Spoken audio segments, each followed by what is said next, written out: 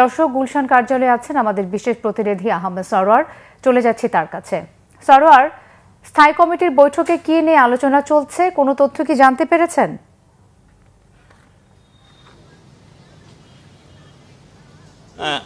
আসলে 12:30টার পরে বিএনপি স্থায়ী কমিটির সভা শুরু হয়েছে। স্থায়ী কমিটির সদস্যগণ এখানে উপস্থিত আছেন এবং লন্ডন থেকে ভার্চুয়ালি সভাপতিত্ব করছেন দলের ভারপ্রাপ্ত চেয়ারম্যান তারেক রহমান।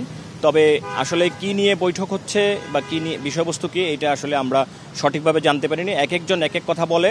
তো বিষয়টা হলো, সবাই ধারণা করেছিল যে আজকে প্রধান উপদেষ্টা যদি কোনো ঘোষণা দিতেন, তাদের এই বিভিন্ন ঘোষণা হওয়ার কথা ছিল, কবে গণভোট হবে, গণভোটে কি হবে, অথবা এই সনদ জারির বিষয়টা কীভাবে, এরকম বেশ কিছু একটা রিউমার ছিল। এগুলোর উপর ভিত্তি করে সবাই ভেবেছিল যে এইটা প্রধান উপদেষ্টার পক্ষ থেকে যে ঘোষণা আসবে সেইটাকে আসলে প্রধান উপদেষ্টা 11টার সময় ব্রিফিং করার কথা ছিল এবং সেই জন্য 12:30টার সময় স্থায়ী কমিটি বৈঠকটা ডাকা হয়েছে।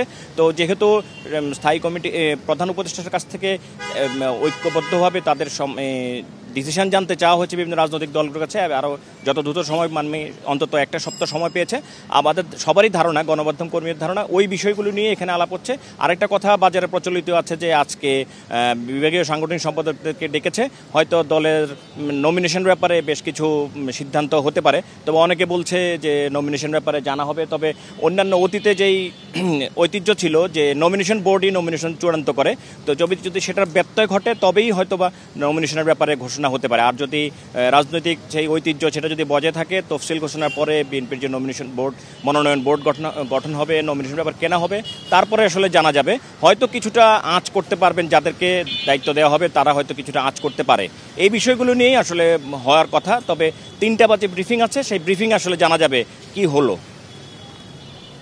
সরোয়ার, আপনাকে ধন্যবাদ।